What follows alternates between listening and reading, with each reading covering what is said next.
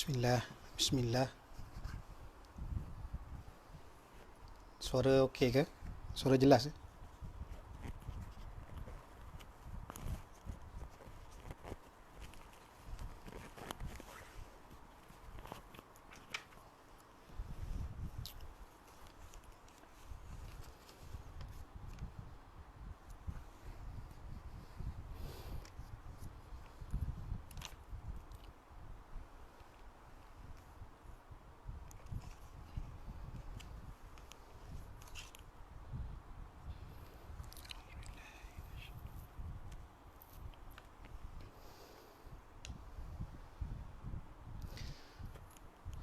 Baik. Kita mulakan majlis kita dengan Ummul Kitab Al-Fatihah.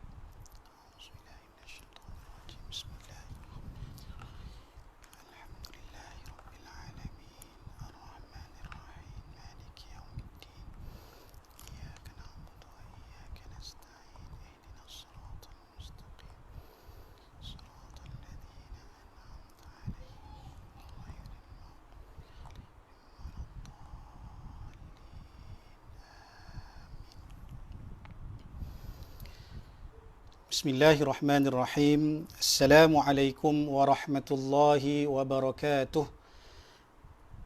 Alhamdulillahi rabbil alamin. Wabihi nasta'in ala umuri dunya wad din. Wassalatu wassalamu ala ashrafil anbiya'i wal mursalin.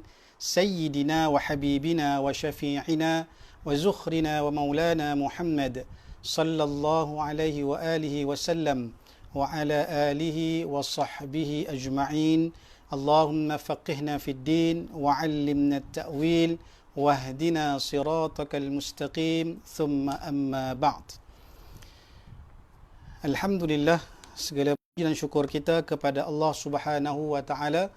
Pada malam yang berbahagia ini, insya-Allah kita dapat meneruskan lagi pengajian kelas kitab At-Taqirat As-Saniyah fi hali alfadhi manzumatil baiquniyah yang disusun Hasan Muhammad Al-Mashad rahimahullahu taala, yang mana kita masuk pada malam ini kelas yang kedua. Setelah mana muqaddimah kelas yang pertama kita telah bicarakan tentang pengenalan tentang hadis dan juga sunnah Nabi sallallahu alaihi wasallam, dan juga bagaimana sejarah pengriwayatan hadis bermula zaman Nabi, zaman sahabat Nabi, zaman tabi'in, sehinggalah di pengriwayatan hadis dan juga perkembangan ilmu mustalahul hadis yang disusun oleh para ulama sehingga sampai kepada kita hari ini.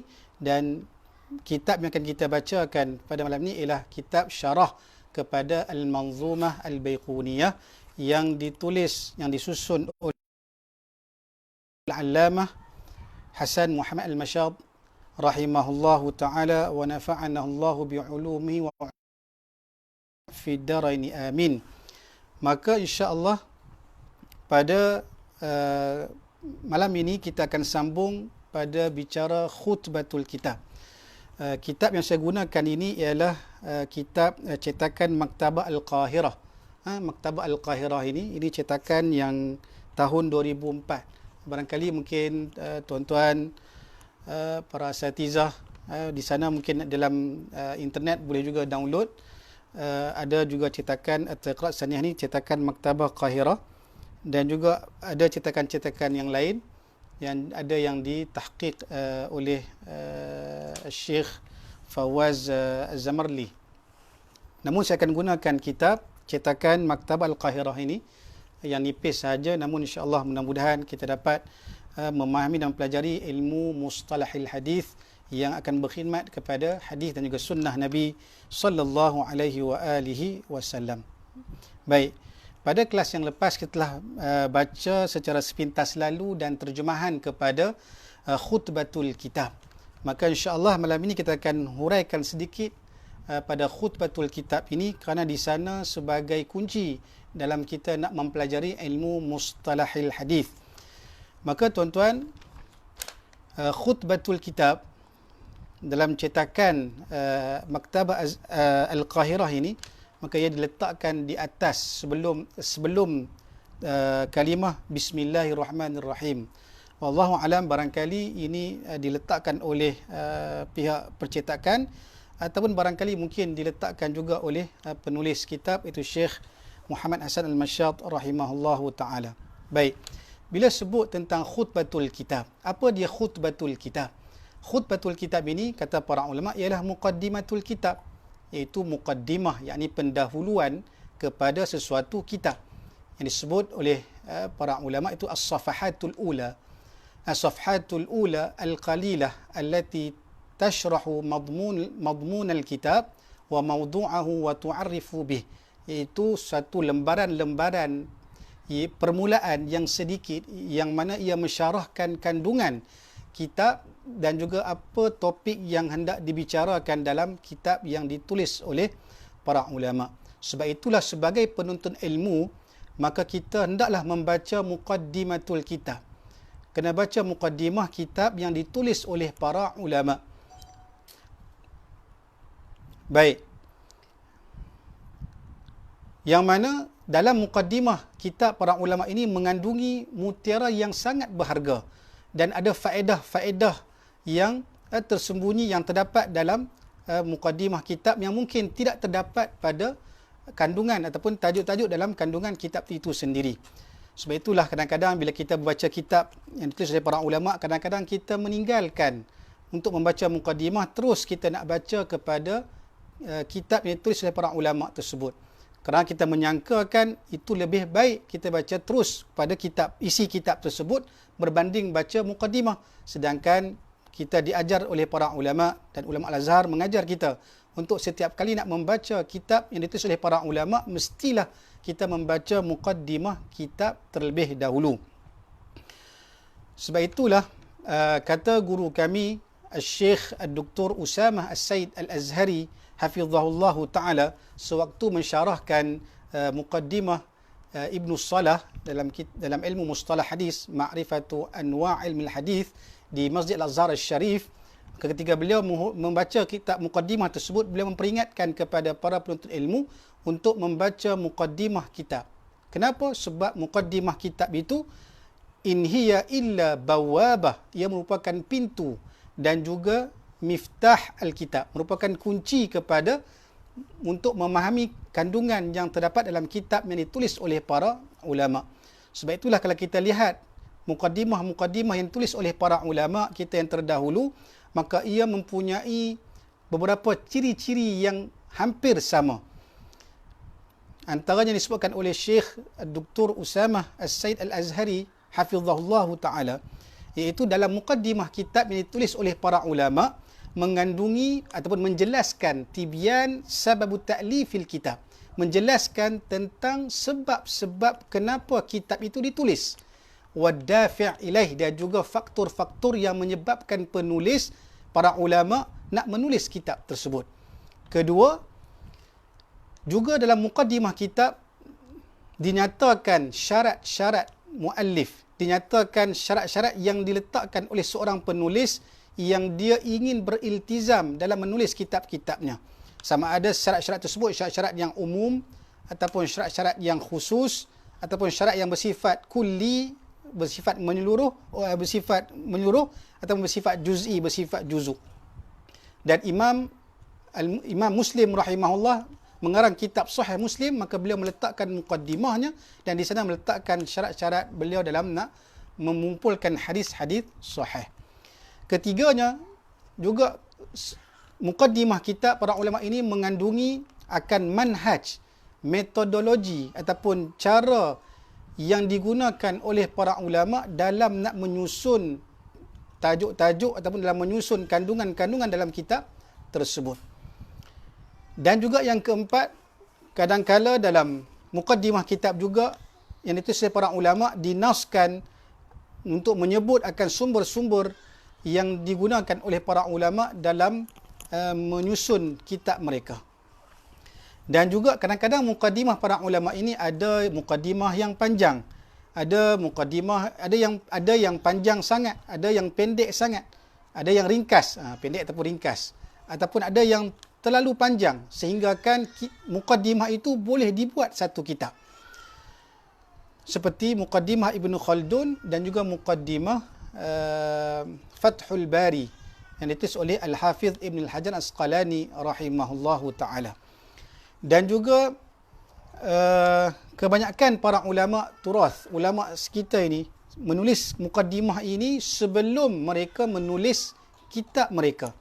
Ini kelebihan para ulama Islam yang mana mereka menulis muqaddimah pendahuluan, memang pendahuluan itu ditulis sebelum mereka menyiapkan kitab tersebut. Kadang-kadang berbeza dengan cara penulisan hari ini, penulisan pendahuluan pengarang-pengarang kitab mutaakhirin yang kadang-kadang mungkin ditulis selepas siap akan kitab mereka. Namun para ulama menulis muqaddimah sebelum mereka menyiapkan kitab tersebut. Ini menunjukkan bahawa ilmu yang mereka tulis itu, yang hendak mereka tulis itu telah pun terkumpul di dalam dada-dada para ulama. Sebab itulah dinakalkan kalam para ulama, al-ilmu fis sudur. Ilmu Islam ini berada dalam dada-dada para ulama. Dengan kekuatan hafazan mereka, dhabitnya mereka ini menghafaz, bukan saja hafaz itu pada ingatan saja, tapi dihafaz pada dada-dada mereka. Ilmu terkumpul pada dada-dada mereka, maka ada pun penulisan al-kitabah itu, maka adalah ramzun, hanyalah simbol, hanyalah khulasah, ringkasan daripada ilmu-ilmu yang terdapat dalam dada-dada mereka. Sebab itu bila kita baca kitab para ulama, maka kita mesti baca dengan berguru, agar kita tidak tersalah memahami kandungan makna ataupun apa yang hendak ditulis oleh para ulama tersebut. Sebab itu bila para ulama tulis kitab, itu hanya ringkasan sahaja, sedangkan kesemuanya berada dalam dada-dada mereka. Baik. Maka tuan-tuan hadirin hadirat muslimin muslimat, maka kalau kita lihat contoh dalam muqaddimah kitab yang ditulis oleh para ulama ini, saya sebutkan tadi contohnya muqaddimah Sahih Muslim. Imam Muslim wafat tahun 261 Hijrah. Maka beliau dalam menulis kitab Sahih Muslim, beliau mendatangkan muqaddimah Sahih Muslim tersebut. Maka di sana ada maklumat-maklumat yang sangat penting dalam ilmu mustalah hadis dan juga yang berkaitan dengan ilmu hadis. Demikian juga Imam Ibn Salah rahimahullah yang wafat tahun 643. Maka dalam muqaddimah kitab Ma'rifatu Anwa'il Ilmil Hadis, beliau menyebut lebih kurang 65 jenis hadis, ilmu hadis. Imam Ibn Hajar Asqalani rahimahullah yang wafat tahun 852 Hijrah, beliau dalam muqaddimah Fathul Bari, beliau menyusun kitab Fathul Bari yang mensyarahkan kitab Sahih Al-Imam Al-Bukhari. Maka beliau mengarang muqaddimah kitab Fathul Bari itu dinamakan dengan nama Hadiyus Sari Muqaddimatu Fathil Bari, iaitu petunjuk yang sari, yang berjalan, yang mengalir, sebagai muqaddimah kepada kitab Fathul Bari, yang mana dicetak dalam satu jilid yang khusus, satu jilid muqaddimah yang ditulis oleh Imam Al-Hafiz Ibn Al-Hajar Al-Asqalani rahimahullahu ta'ala, yang mana lebih kurang hampir beratus-ratus muka surat. Ada cetakan yang berbeza-beza lah cetakan, ada 500 lebih kurang. Dan ia merangkumi muqaddimah yang sangat banyak faedahnya, yang ia berkaitan dengan Sahih Al-Imam Al-Bukhari rahimahullah.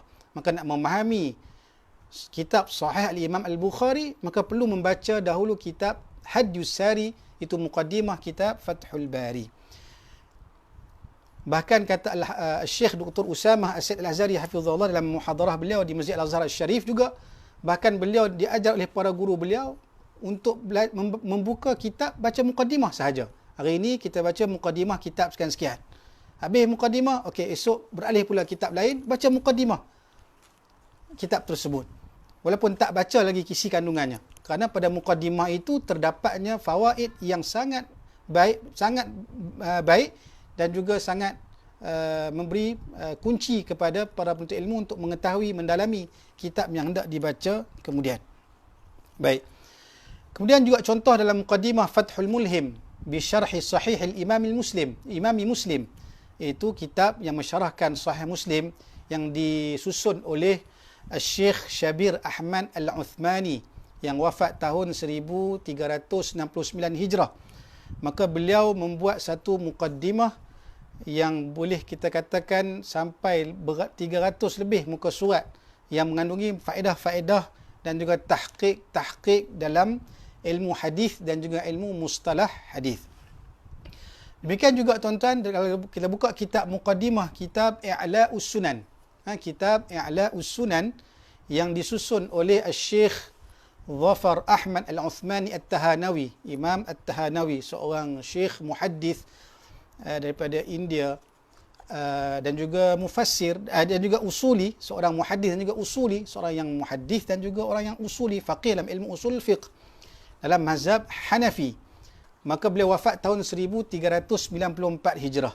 Beliau namakan muqaddimah kepada kitab I'la'us Sunan itu ialah qawaidu fi ulumil hadis, kaedah ilmu hadis. Maka muqaddimah kitab itu sangat baik dan sangat bagus, sangat tinggi nilainya, sehingga kan Syekh Abdul Fattah Abu Ghudah, guru kepada guru kami, seorang muhaqqiq mudaqqiq, telah mentahqiq kitab tersebut, kitab I'la'us Sunan dan kitab Qawaid fi Ulumil Hadis ini dalam satu cetakan yang berasingan bagi tahqiq Qawaid fi Ulumil Hadis, muqaddimah bagi kitab I'la'us Sunan. Baik. Yang mana kalau kitab I'la'us Sunan ini antara kitab yang menghimpunkan hadis-hadis hukum bagi menyatakan bahawa bagi menegakkan pandangan bahawa dalam mazhab Imam Abu Hanifah, mazhab Hanafi, mereka bukan hanya berpegang pada ar-ra'yi, pada qiyas semata-mata, tetapi mereka juga berpegang kepada sunnah Nabi sallallahu alaihi wasallam. Kerana pada zaman tersebut ada komentar-komentar yang menyatakan bahawa apa yang diamalkan oleh mazhab Hanafi di India ketika itu maka tidak menepati dengan sunnah Nabi, kerana banyak mengikut ra'yi. Maka Syekh Zafar Ahmad Osman At-Tahanawi mengarang kitab I'la'us Sunan yang jilidnya lebih kurang 20 lebih, 20 jilid kitab tersebut, bagi menyatakan bahawa sebenarnya dalam mazhab Hanafi para ulama juga mengikut akan sunnah Nabi, mengikut akan hadis Nabi. Bahkan mereka juga berpegang dengan athar sahabat Nabi, mendahulukan athar sahabat Nabi berbanding dengan mengikut ra'yi juga. Jadi menyatakan bahawa itulah hujah bagi mazhab Hanafi, yang mereka juga adalah mengikut akan sunnah Nabi sallallahu alaihi wasallam. Maka sebab itulah para ulama mazhab yang empat, maka kesemuanya mengikut akan sunnah Nabi sallallahu alaihi wasallam. Baik. Dan juga dalam kitab Kashfuz Dhunun an Asami Al-Kutubi wal Funun, kitab karangan Haji Khalifah, seorang ulama zaman Uthmaniyah yang wafat tahun 1067 Hijrah. Beliau mengarang kitab Kashfuz Dhunun, kitab yang menghimpunkan ensiklopedia, tajuk-tajuk buku yang hampir 18,000 tajuk-tajuk buku dimuatkan dalam kitab Kashfuz Dhunun bagi menerangkan kandungan-kandungan buku tersebut. Maka dalam muqaddimah Kashfuz Dhunun juga dinyatakan tajuk-tajuk yang berkaitan dengan ilmu dan juga apa yang berkaitan dengan ilmu, matlamatnya, dan juga permasalahan ilmu dan juga pembahagian ilmu, dan juga maratibul ilm, martabat ilmu, dan juga pembahagian penulis-penulis, dan juga pembahagian bagi penulisan-penulisan yang ditulis oleh para ulama, dan juga syarat-syarat penghasilan ilmu. Bahkan Haji Khalifah rahimahullahu ta'ala yang wafat tahun 1067 Hijrah ini, dalam muqaddimah Kashfuz Dhunun, beliau menyebut tentang penulisan di kalangan para ulama ini ada 7 kategori. Ada 7 kategori penulisan yang ditulis oleh para ulama. Beliau menyebut la yu'allifu alim aqil illa fiha wa hiya, yang pertama, imma syai'un lam yusbaq ilaih fayakhtari'ahu. Maka suatu itu tidak didahului oleh orang lain dalam penulisan ilmu tersebut, maka datang para ulama ingin menulis buku ataupun kitab tersebut yang tidak pernah ditulis oleh para ulama sebelumnya. Macam mana Al-Imam Al-Bukhari rahimahullah, beliau menulis kitab Sahih Al-Imam Al-Bukhari yang memuatkan lebih 7,000 hadis, yang mana tidak pernah didahulu oleh beliau sebelum ini oleh para ulama lain, dalam menghimpunkan hadis-hadis sahih. Baik, yang keduanya, para ulama barangkali menulis kitab disebabkan terdapatnya naqis, terdapatnya kekurangan pada penulisan yang terdahulu, maka mereka menulis untuk yutammim, untuk menyempurnakan penulisan kitab ilmu tersebut. Yang ketiga, para ulama menulis kitab disebabkan mungkin ada sesuatu yang mughlaq, sesuatu yang tertutup, yang terkunci, maka beliau datang untuk mensyarahkan kitab-kitab yang terkunci ataupun yang ada yang kurang jelas tersebut, maka perlu diperjelaskan, maka disyarahkan oleh para ulama. Keempat, barangkali suatu kitab dalam ilmu itu terlalu panjang, tawil, maka dia cuba untuk meringkaskan kitab yang panjang tersebut. Macam mana dalam ilmu mustalah, maka Al-Hafiz Ibn Salah mengarang kitab Ma'rifatu Anwa'il Ilmi Al-Hadith, maka para ulama merasakan kitab itu terlalu panjang, maka ada para ulama yang cuba meringkaskan kitab Ibn Salah, antaranya ialah Imam Ibn Kathir. Maka Ibn Kathir meringkaskan kitab Ibn Salah tersebut dengan ringkasan yang dibuat oleh Imam Ibn Kathir, yang ringkasan tersebut tidaklah mengurangi pun kandungan dalam ilmu ulumul hadis dan mustalah al-hadis. Baik. Yang kelima, para ulama menulis kitab barangkali disebabkan ilmu itu berada mutafarriq, berada dalam buku-buku yang berbeza-beza. Maka para ulama datang menulis satu kitab untuk menghimpunkan ilmu-ilmu yang terpisah tadi dalam satu penulisan yang dihimpunkan oleh para ulama. Antaranya Al-Hafiz Ibn Salah, dalam beliau mengarang kitab Ma'rifatu Anwa'i Ilmi Al-Hadith, beliau menghimpunkan ilmu-ilmu hadis yang ditulis oleh para ulama dalam penulisan-penulisan yang mustaqil, yang bersendirian. Maka beliau himpun dalam kitab Ma'rifati Anwa' Ilmi Al-Hadith. Demikian juga para ulama dalam menulis kitab tersebut, barangkali mungkin kitab tersebut berlakunya pencampuran kandungan-kandungan yang mungkin tidak tersusun, maka beliau datang menulis kitab untuk menyusun kembali kandungan-kandungan yang mungkin bercampur aduk tersebut. Dan yang ketujuh, kata Haji Khalifah, para ulama menulis kitab itu barangkali adanya akhta, adanya kesilapan dalam penulisan-penulisan yang terdahulu, ataupun dalam penulisannya sendiri, maka dia datang untuk memperbaiki semula, islah. Maka nak mengislahkan balik kitab-kitabnya yang mungkin ada kesilapan, maka beliau menulis kitab tersebut. Maka ini 7 bahagian ataupun 7 kategori yang para ulama menulis kitab-kitab mereka. Baik. Jadi kita masuk kepada muqaddimah kitab. Qala asy-syarih qala al-musannif rahimahullahu taala al-'allamah asy-syekh Hasan bin Muhammad bin al-Mashad rahimahullahu taala wa nafa'ana Allah bi'ulumihi wa 'ulumi masyayikhina fid darain amin. Bismillahirrahmanirrahim. Baik. Maka berkata pengarang kitab ataupun berkata ulama yang mensyarahkan Al-Manzumah Al-Baiquniyah ini, iaitu Syekh Hasan bin Muhammad bin Al-Mashad rahimahullahu ta'ala, yang telah kita nyatakan biodata beliau pada kelas yang pertama. Boleh rujuk kepada kelas kita yang pertama. Maka beliau memulakan kitabnya Bismillahirrahmanirrahim, dengan nama Allah yang Maha Pemurah lagi Maha Penyayang, atau Maha Pengasih lagi Maha Penyayang. Maka sebagaimana iqtidaan bil kitabil aziz, sebagaimana untuk mengikut akan Al-Quran Al-Aziz, yang mana Allah Subhanahu wa taala memulakan Al-Quran dengan bismillah. Bahkan Allah Taala memulakan setiap surah dengan kalimah Bismillahirrahmanirrahim, kecuali surah At-Taubah yang mana tidak dimulakan dengan basmalah. Dan kenapa surah At-Taubah tidak dimulakan dengan basmalah?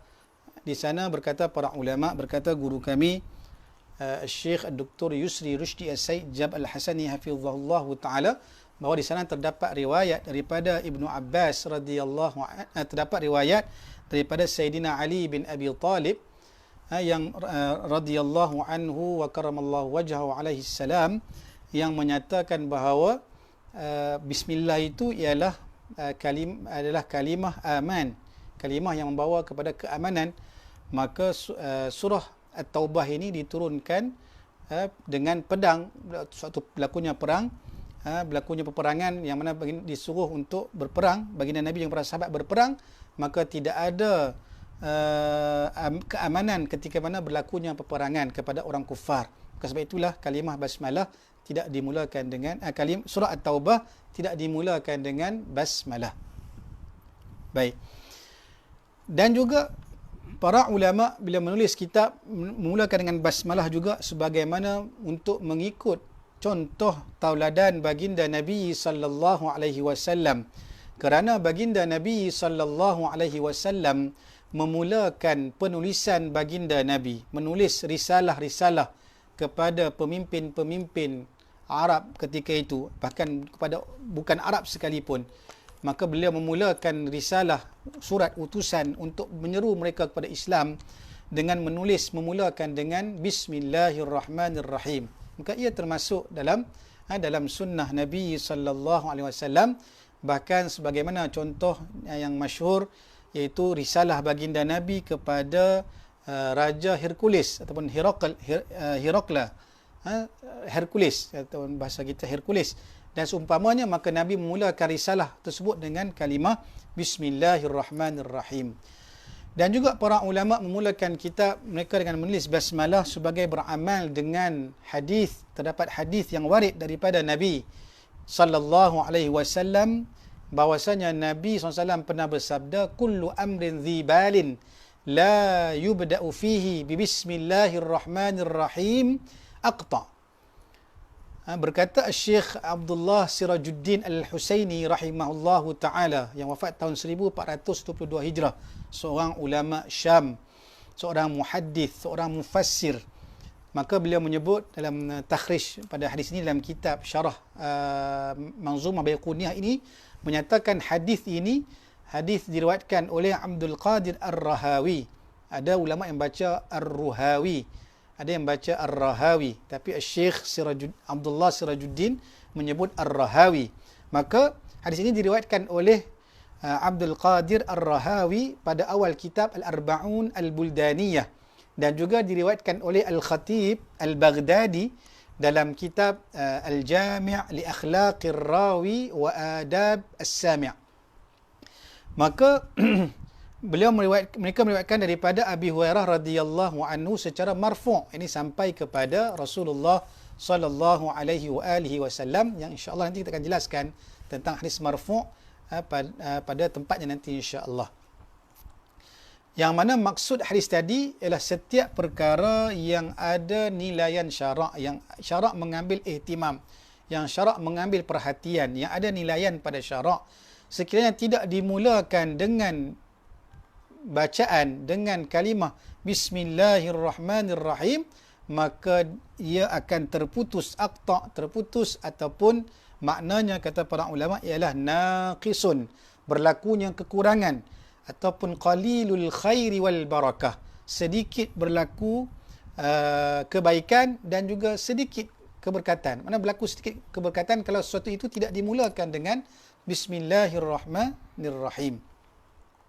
Baik, kalau nak dibincangkan tentang hadis ini, hadis Bismillah ini, para ulama mengatakan hadis ini, Imam Nawawi mengatakan hadis ini adalah hadis yang hasan, hadis yang baik.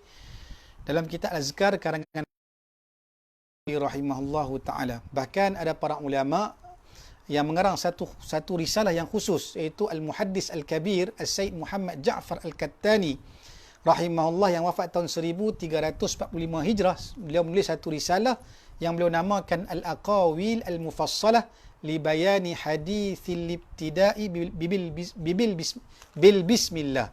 Al-Aqawil Al-Mufassalah li bayani hadithil ibtida' bil basmalah. Baik. Itu menyatakan tentang riwayat-riwayat hadis yang menyebut tentang permulaan dengan bismillah. Baik. Jadi tuan-tuan hadirin hadirat muslimin muslimat, dalam kita memahami kalimah Bismillahirrahmanirrahim, para ulama ada menghuraikan kita tentang kalimah Bismillahirrahmanirrahim. Bahkan pernah bercerita guru kami Syekh Dr.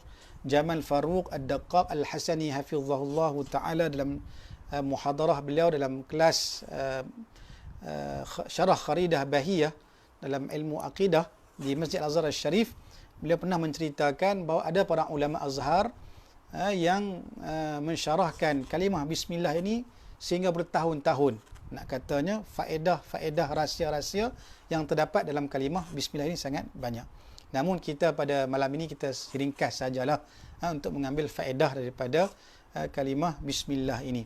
Baik, kata para ulama, kalimah bismillah ini, huruf ba itu pada bismillah itu sama ada limusahabah ataupun listi'anah. Sama ada sebagai untuk perdampingan ataupun untuk meminta pertolongan, ala wajhi tabarruk, untuk kita meminta tabarruk, meminta keberkatan daripada Allah Subhanahu wa taala. Kenapa? Sebab kita ni hamba yang lemah, maka sebab itu kita memerlukan bantuan daripada Khalik, memerlukan pertolongan daripada pencipta kita untuk mencapai apa yang kita inginkan, ataupun kita berhajat untuk mendapat keberkatan. Al-barakah ai az-ziyadatun 'alal khair, bertambah-tambah kebaikan. Maka kita nakkan bertambah-tambah kebaikan dalam sesuatu pekerjaan yang kita buat, maka kita perlu memulakan dengan bismillahirrahmanirrahim. Dan tidaklah diucapkan kalimah bismillah ini bila kita sebut nama Allah ini pada suatu tempat, melainkan akan datangnya kebaikan yang Allah akan turunkan, yang akan Allah turunkan. Baik. Dalam kita membicarakan tentang kalimah bismillah ini juga tuan-tuan, maka di sana terdapat satu faedah yang disebut oleh Al-Allamah Syekh Muhammad bin Abi Su'ud Salih As-Sibai rahimahullahu ta'ala, yang wafat tahun 1268 Hijrah, dalam hasyiah kepada syarah Kharidah Bahiyah yang ditulis oleh Syekh Ahmad Ad-Dardir rahimahullahu ta'ala, yang wafat tahun 1201 Hijrah. Maka beliau menyebut ada rahsia di sebalik huruf ba itu, huruf alif dan huruf ba.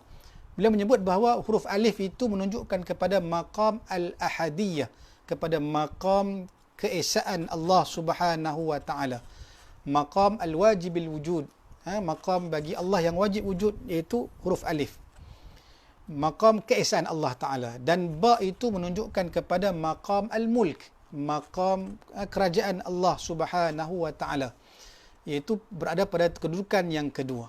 Maka huruf alif itu menunjukkan kepada Allah Ta'ala, menunjukkan dalil kepada Allah Ta'ala. Huruf ba itu menunjukkan dalil kepada kerajaan Allah Ta'ala. Maka sebab itulah kata para ulama dalam ucapan-ucapan mereka bahwasanya inna jami'a ma'anil kutubis samawiyah fil Quran, sesungguhnya keseluruhan makna-makna kitab-kitab samawi ini terdapat dalam Al-Quran. Dan wa ma'anil Quran fil Fatihah, dan makna-makna Al-Fatihah, makna-makna Quran itu terdapat dalam surah Al-Fatihah. Wa ma'anil Fatihah fil Basmalah, dan makna-makna dalam Fatihah itu terdapat dalam makna Basmalah, dan makna Basmalah terdapat pada huruf ba, dan kesemuanya itu berada pada nuktah pada huruf ba. Baik, itu sedikit faedah yang disebut oleh Syekh As-Sibai rahimahullahu ta'ala. Baik, bila sebut bismi, maka al-ismu, iaitu nama, dengan nama, maka al-ismu para ulama adalah di sisi ulama basariyin, ia diambil dari perkataan as-sumu yang bermaksud al-ulu, iaitu tinggi, kerana nama itu meninggikan benda yang dinamakan. Maka itu maksud al-ismu, diambil daripada perkataan as-sumu, iaitu al-ulu, itu meninggikan apa yang dinamakan. Adapun di sisi para ulama kufiyin, maka ia diambil al-ismu itu berasal dari perkataan as-simah yang bermaksud alamah, iaitu tanda. Kerana nama itu menunjukkan, menandakan sesuatu itu. Nama menandakan sesuatu itu, memberi tanda dan juga alamat kepada sesuatu. Seterusnya kalimah Allah, bismillahi. Allah ialah alam, isim alam, kata nama khas kepada zat al-wajibil wujud, zat yang wajib wujud, yang berhak bagi kesemua puji-pujian, al-ma'bud, yang juga disembah, yang bersifat dengan sifat segala sifat kesempurnaan dan munazzah dan juga terpelihara daripada sebarang sifat-sifat kekurangan. Dan para ulama menyebut, jumhur para ulama menyatakan kalimah Allah ini merupakan ismul a'zam, merupakan al-ismul a'zam, nama yang agung bagi Allah Subhanahu wa taala. Allah, lafzul jalalah, kalimah ataupun nama yang agung bagi Allah Subhanahu wa taala. Baik. Namun Al-Imam An-Nawawi rahimahullah memilih nama yang agung, al-ismul a'zam, ialah Al-Hayyul Qayyum, yang maha hidup dan juga maha qayyum, yang berdiri dengan sendiri. Ini berdiri bukan makna berdiri macam kita ni, maknanya yang tidak berhajat kepada sebarang bentuk bantuan dan pertolongan. Sebab itulah Al-Imam Nawawi rahimahullah menyebutkan tidaklah terdapat dalam Al-Quran melainkan sedikit sahaja 3 tempat yang menyebut tentang nama Al-Hayyul Qayyum. Al-Hayyul Qayyum itu yang pertama dalam surah Al-Baqarah, yang ayat kursi yang kita baca, Allahu la ilaha illa huwal hayyul qayyum. Yang kedua dalam surah Ali Imran, ayat yang kedua, Allahu la ilaha illa huwal hayyul qayyum, surah Ali Imran. Dan yang ketiga adalah surah Taha, yang mana Allah berfirman, ayat yang ke-111, wa'anatil wujuhu lil hayyil qayyum wa qad khaba man hamala zulma. Ayat yang ke-111 surah Taha.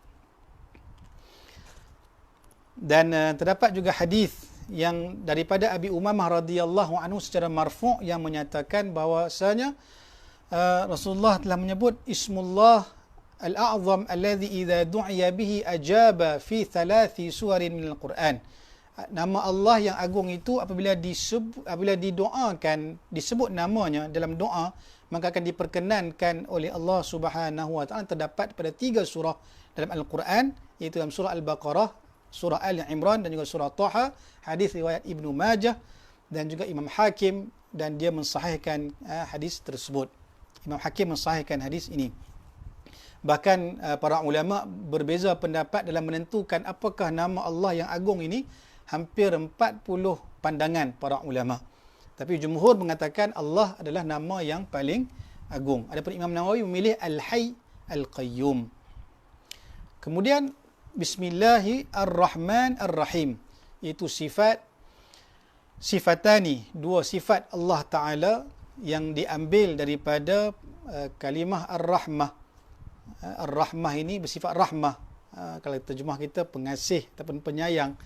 Tetapi bagi Allah Ta'ala maksudnya Al-Thabit lahu at-tafaddul wal-ihsan kathira.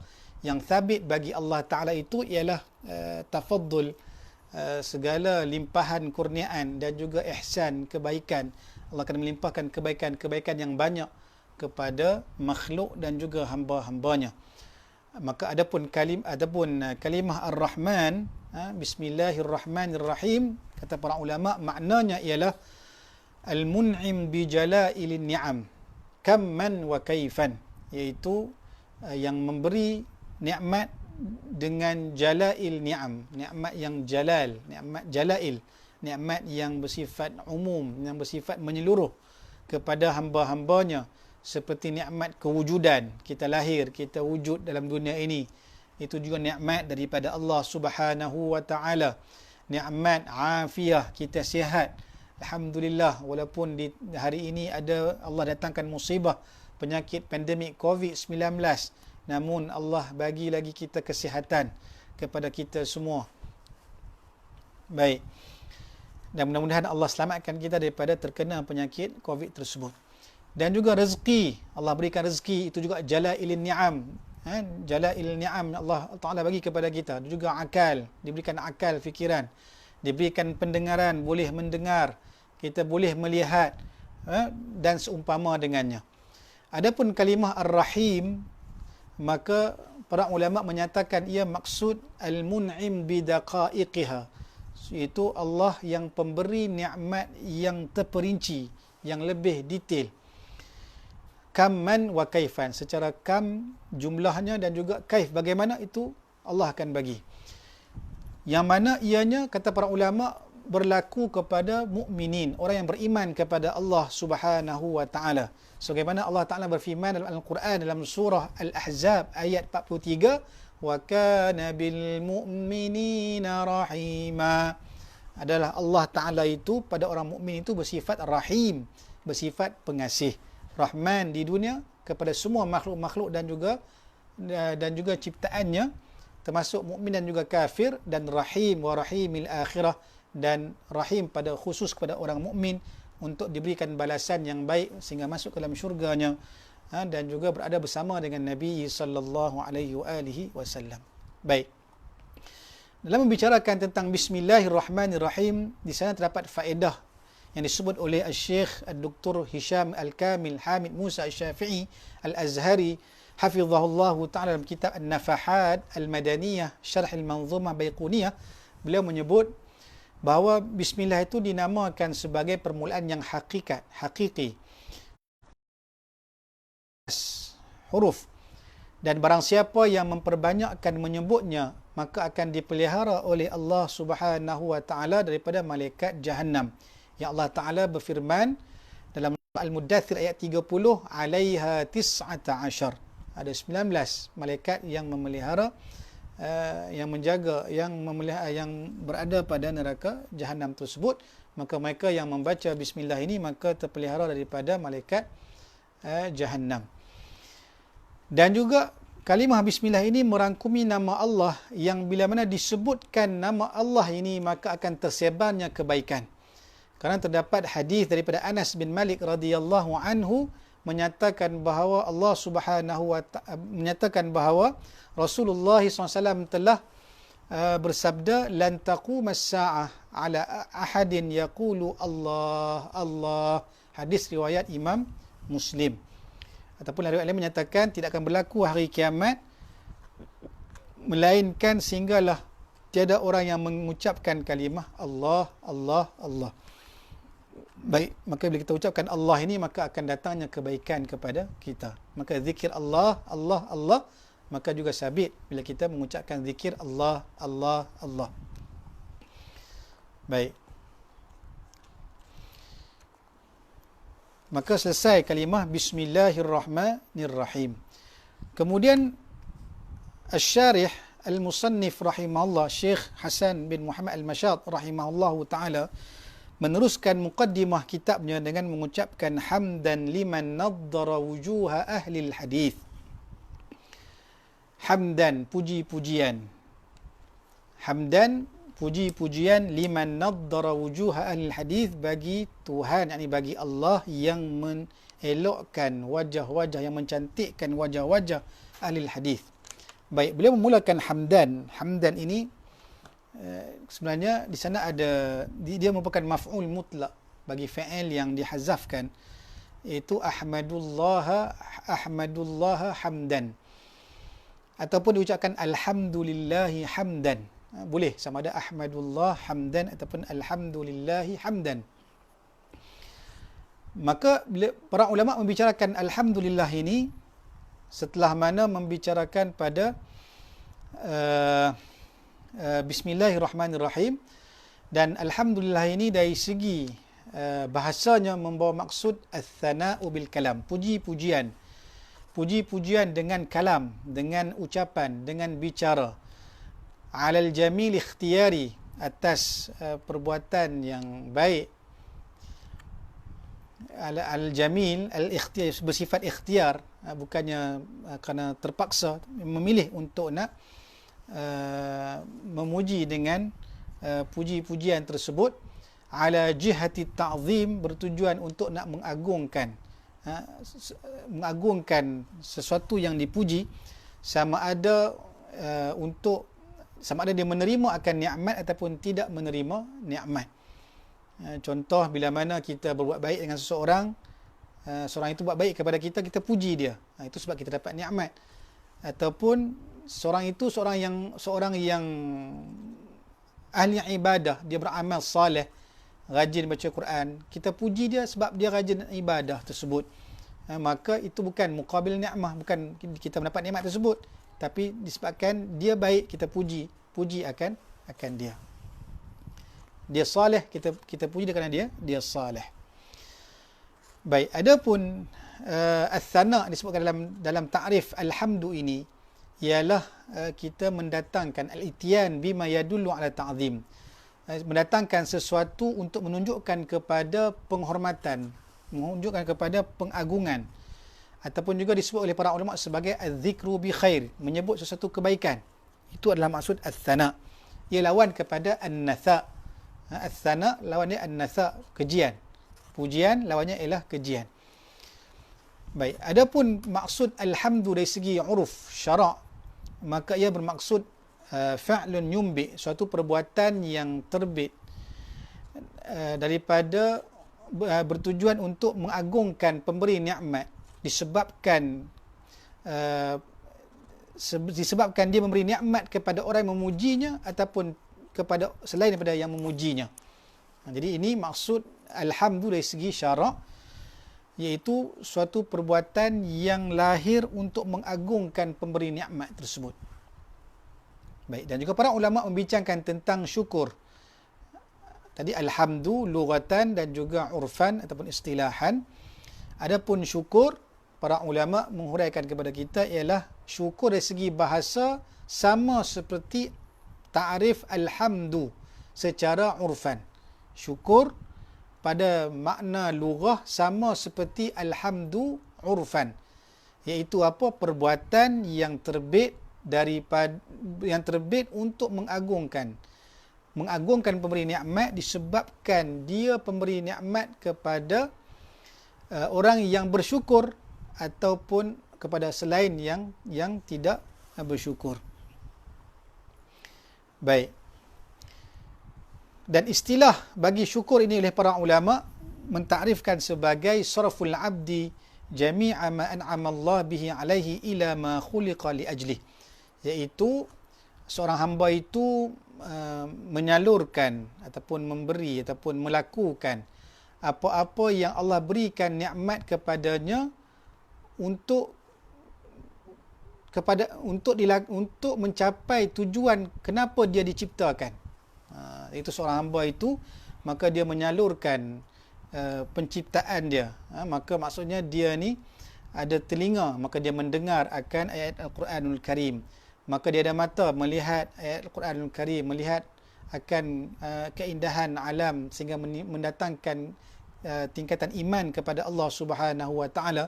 Maka ia menggunakan semua nikmat-nikmat tadi kepada tujuan dia diciptakan untuk beribadah kepada Allah Subhanahu Wa Taala. Maka syukur itu lebih umum daripada alhamdu. Lebih umum daripada alhamdu, dan syukur itu lebih khusus, dan juga ia khusus bagi Allah Subhanahu Wa Taala. Baik. Kemudian bila para ulama memulakan kitab mereka setelah membaca bismillah, kemudian diikuti dengan alhamdulillah, bertujuan untuk mengikut akan Al-Quranul Karim yang juga memulakan kitab Al-Quran itu dengan surah Alhamdu. Selepas Bismillahirrahmanirrahim, Alhamdulillahi Rabbil Alamin. Maka para ulama menulis kitab setelah Bismillah mengarang Alhamdulillah untuk mengikut akan Al-Quran dalam surah Al-Fatihah. Dan demikian juga beramal dengan ayat Al-Quranul Karim yang mana Allah Subhanahu Wa Taala memulakan sesuatu yang besar, sesuatu yang hebat dari segi penciptaannya dan juga pensyariatannya, maka Allah Ta'ala akan memulakan dengan Alhamdulillah. Contohnya kalau kita buka Al-Quran dalam surah Al-An'am, Allah Ta'ala memulakan surah Al-An'am ayat pertama setelah Bismillahirrahmanirrahim, Alhamdulillahilladzi khalaqas samawati wal arda wa ja'ala adh-dhulumati wan nur thumma alladhina kafaru bi rabbihim ya'dilun. Maka ini dalil menunjukkan bahawa Allah Ta'ala memulakan sesuatu penciptaan maka dengan alhamdulillah, dengan puji-pujian padanya, pada Allah Subhanahu Wa Ta'ala. Yang keduanya, kalau kita buka dalam surah Al-Kahfi, maka setelah Bismillahirrahmanirrahim, Allah Ta'ala memulakan surah Al-Kahfi dengan ayat Alhamdulillahilladzi anzala ala abdihil kitaba wa lam yaj'al lahu iwaja. Maka ini dalil, kata Syekh Abdullah Sirajuddin dalam kitab Syarah Manzumah Baiquniyah, maka ini menunjukkan dalil bahawa Allah Ta'ala memulakan perintah pensyariatan dan penurunan Al-Quran dengan Alhamdulillah. Dan juga para ulama menulis kitab memulakan dengan Alhamdulillah setelah Bismillah, Alhamdulillah, kerana beramal dengan hadis yang warid daripada Nabi sallallahu alaihi wasallam daripada Abu Dawud, dari riwayat Abu Dawud rahimahullahu taala, daripada Abi Hurairah radhiyallahu anhu bahwasanya beliau berkata, qala Rasulullah sallallahu alaihi wasallam, kullu kalamin la yubda'u fihi bilhamdillah fahuwa ajzam. Setiap kalam yang tidak dimulakan padanya dengan alhamdulillah fahuwa ajzam, maka dia adanya keaiban, ataupun ada penyakit, ada sopak, maka berlakunya keaiban. Dan berkata Syekh Abdullah Sirajuddin rahimahullahu ta'ala bahwasanya hadis ini diriwayatkan dengan lafaz Abi Daud, dan ada pun riwayat Imam Nasai dan Ibnu Hibban dalam sahihnya, dan Ibnu Majah dalam kitab sunannya dengan lafaz kullu amrin dhibalin la yubda'u fihi bilhamdi atta. Setiap perkara yang ada nilaian syarak, yang ada perhatian oleh syarak, sekiranya tidak dimulakan padanya dengan ucapan Alhamdulillah, maka dia terputus ataupun qalil al-barakah atau qalilul khair, kurangnya kebaikan. Dan berkata Al-Allamah Muhammad bin Abdul Hadi As-Sindi rahimahullah berkaitan dengan status hadis permulaan dengan Alhamdulillah ini, bahwasanya hadis ini telah ditahsinkan, telah dihukumkan hasan oleh Ibnu Salah dan juga Al-Imam An-Nawawi rahimahullahu ta'ala, dan juga Imam As-Suyuti rahimahullah menghukumkan hadis ini dengan meletakkan rumus sebagai rumus yang sebagai status hadis hasan.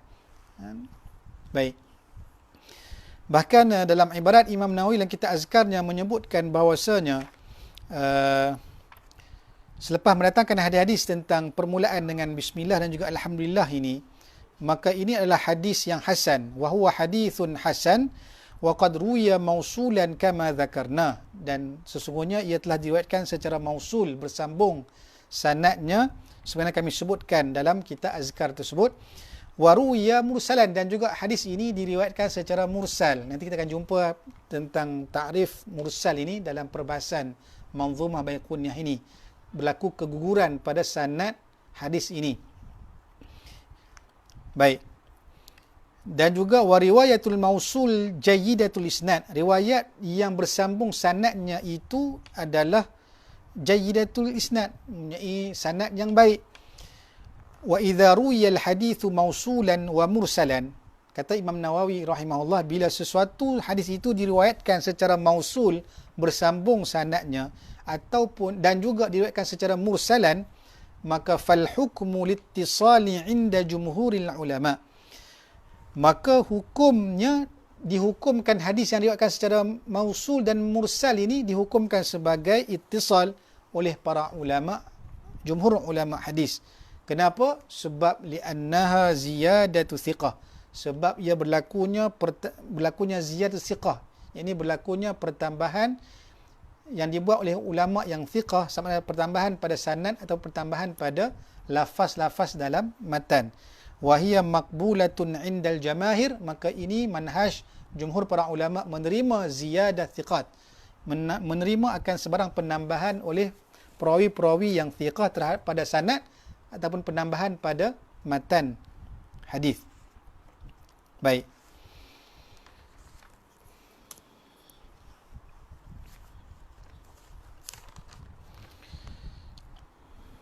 Itu tentang kalimah alhamdu. Kemudian Syekh Hasan Muhammad Al-Mashhad rahimahullah menyatakan, hamdan liman naddara wujuha ahli al-hadis, puji-pujian kepada Allah yang mencantikkan, yang mengelokkan, yang menyerikan wajah-wajah al-hadis.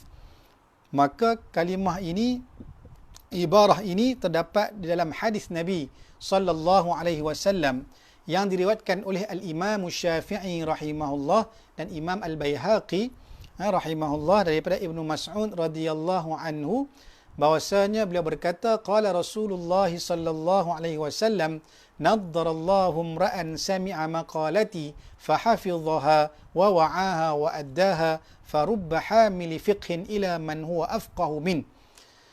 Maksudnya Allah Ta'ala memuliakan ataupun mencantikkan, memperelokkan seseorang yang apabila mendengar maqalati, mendengar ucapanku, kata Nabi, lalu dia menghafaznya dan juga memahaminya dan kemudian menyampaikannya kepada orang lain. Dan boleh jadi orang yang membawa fiqh, hamili fiqhin, yang membawa kefahaman hadis tadi, menyampaikan kepada orang lain itu, menyampaikan kepada orang yang lebih afqah, yang lebih faqih, yang lebih faham hadis yang diriwayatkan oleh orang yang menyampaikan tadi. Itu disebutkan dalam hadis Nabi sallallahu alaihi wasallam. Dan diriwayatkan juga oleh Abu Dawud dan Imam At-Tirmidzi dengan lafaz naddarallahu imra'an sami'a minna syai'an faballaghahu kama sami'ahu farubba muballaghin aw'a min sami'in. Qala At-Tirmidzi hasanun sahih. Maksudnya Allah Ta'ala itu memuliakan ataupun mencantikkan, memperindahkan, memperelokkan seseorang yang apabila mendengar daripada kami, daripada aku, kata Nabi SAW, tentang sesuatu yang kami nyatakan, lalu dia menyampaikan sebagaimana dia mendengarnya daripada aku, kata Rasulullah SAW.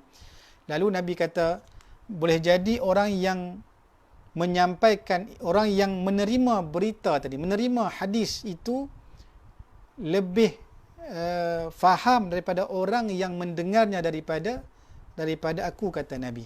Maka ada orang yang mendengar daripada Nabi, dia sampaikan kepada orang lain, dan boleh jadi orang lain yang mendengar itu muballigh, lebih faham daripada orang yang menyampaikan hadis tersebut. Dan berkata Imam Tirmidzi hasanun sahih. Hadis inilah hadis yang hasan dan juga sahih. Dan berkata Al-Allamah Syihabuddin Al-Qastallani rahimahullahu ta'ala, pengarang kitab Irsyadus Sari, syarah Sahih Imam Al-Bukhari, yang wafat tahun 686 Hijrah, beliau menyatakan makna hadis tadi bermaksud ialah maksud naddarallahu imra'an tadi. Apa maksud Allah mencantikkan, memperelokkan, menyerikan? Maka beliau menyatakan maksud makna hadis tadi ialah khassahullahu ta'ala bil bahjati was surur. Allah Ta'ala mengkhususkan akan bahjah, keindahan, surur, kegembiraan, keindahan, kegembiraan kepada para ulama-ulama hadis, pada perawi-perawi hadis, para ulama hadis. Kerana apa?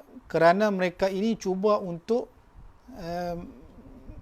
menuntut ilmu hadis. Mereka ini cuba untuk menuntut ilmu hadis dan juga tajdid as-sunnah, dalam nak memperbaharui akan sunnah Nabi, yakni cuba untuk nak memelihara sunnah Nabi daripada sebarang bentuk penyelewengan.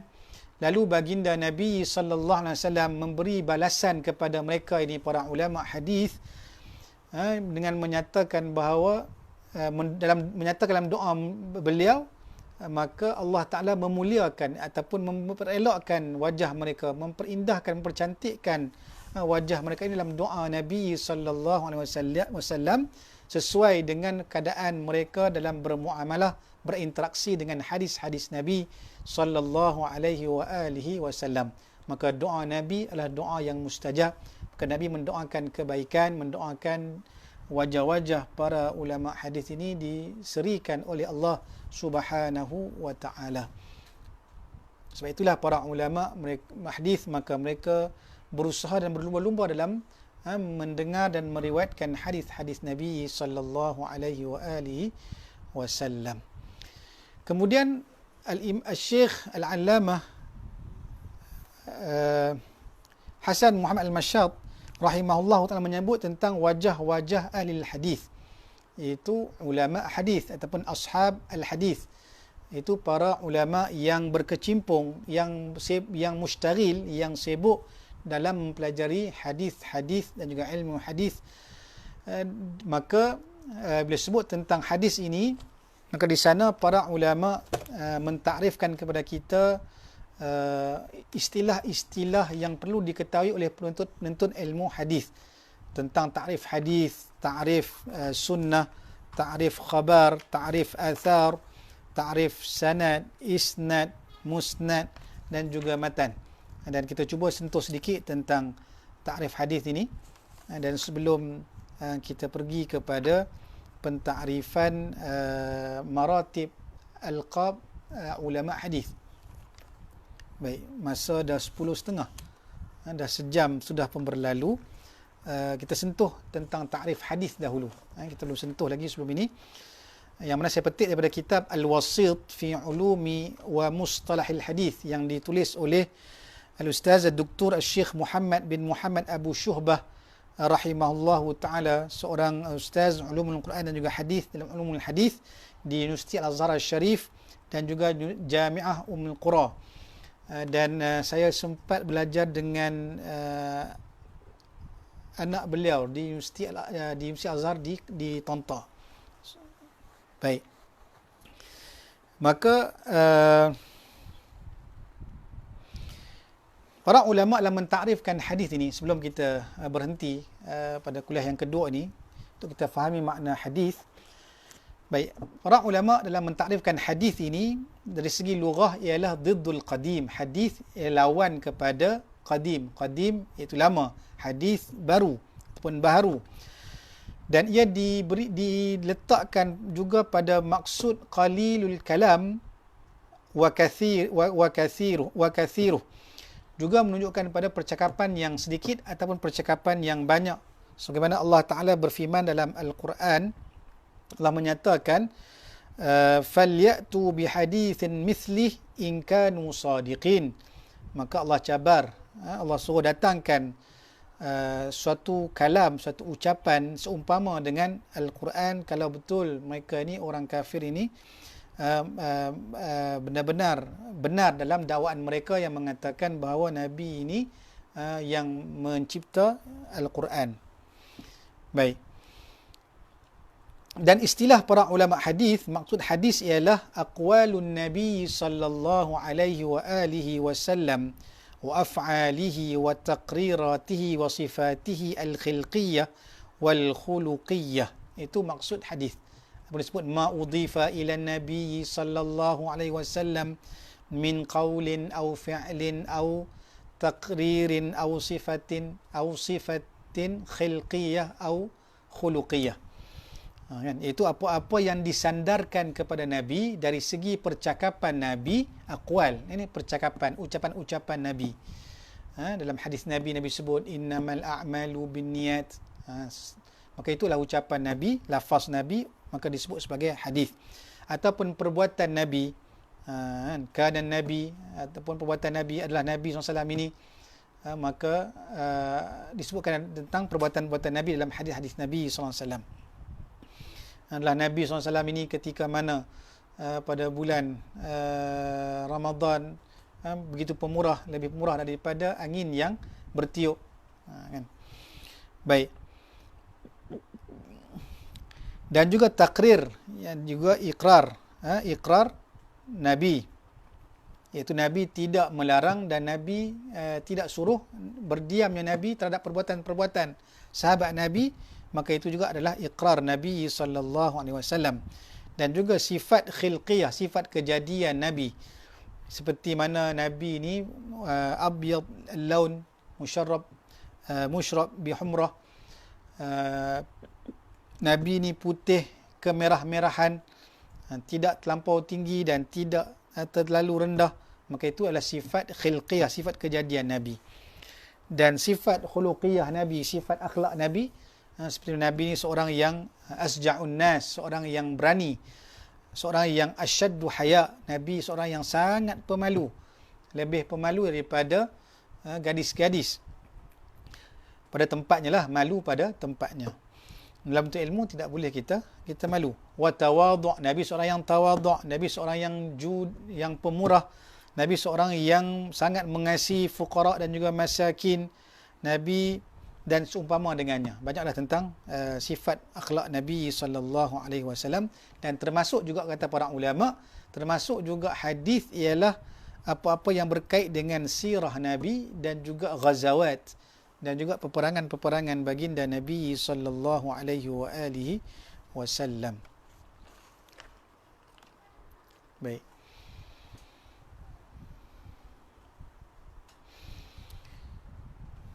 Dan ada di kalangan para ulama yang menambahkan takrif hadis kepada hadis juga ialah ucapan-ucapan sahabat Nabi dan juga tabi'in, ucapan-ucapan para tabi'in dan juga perbuatan-perbuatan mereka. Ucapan para sahabat, ucapan para tabi'in dan juga perbuatan para sahabat dan perbuatan tabi'in yang juga disebut oleh para ulama hadis sebagai hadis. Jadi hadis ini bukan sekadar hanya semata-mata hadis marfu' sahaja, termasuk juga hadis ialah apa-apa yang sampai sanadnya, pengriwayatannya kepada sahabat Nabi disebut sebagai mauquf, ataupun juga hadis juga disebut sebagai hadis yang sampai sanadnya kepada tabi'in sebagai maqtu'. Jadi itu juga adalah sebagai hadis. Maka hadis bukan sekadar hanya apa yang disandarkan kepada Nabi, tapi juga apa yang disandarkan kepada sahabat Nabi dari segi percakapan dan perbuatan mereka juga. Percakapan sahabat, percakapan tabi'in, perbuatan sahabat dan perbuatan tabi'in juga disebut sebagai hadis di sisi ulama hadis. Baik, ini masa dah pun kita terlajak tentang takrif hadis. Jadi insya-Allah kita berhenti dulu setakat ini.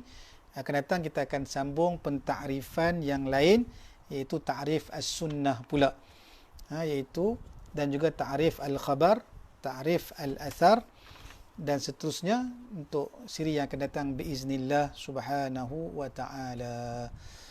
Jadi insya-Allah akan datang kita akan sambung lagi. Kita naktafi bihadzal qadar.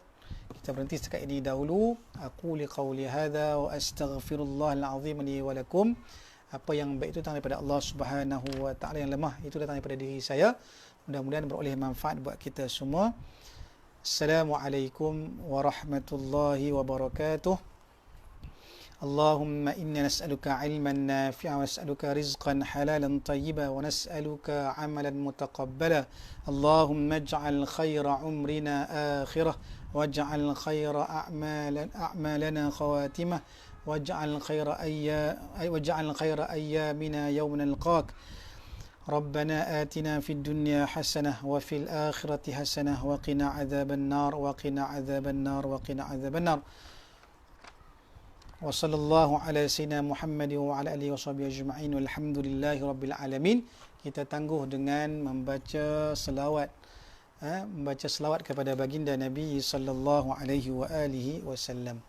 Allahumma salli afdhalas salatin ala أسعد المخلوقات كسيدنا محمد وعلى آله وصحبه وسلم عدد معلوماتك ومداد كلماتك كلما ذكرك الذاكرون وغفل عن ذكره الغافلون. اللهم صل أفضل الصلاة على أسعد المخلوقات كسيدنا محمد وعلى آله وصحبه وسلم عدد معلوماتك ومداد كلماتك كلما ذكرك الذاكرون وغفل عن ذكره الغافلون. اللهم صل أفضل الصلاة على أسعد المخلوقات كسيدنا محمد وعلى آله وصحبه وسلم عدد معلوماتك ومداد كلماتك كلما ذكرك الذاكرون وغفل عن ذكره الغافلون. Assalamualaikum warahmatullahi wabarakatuh.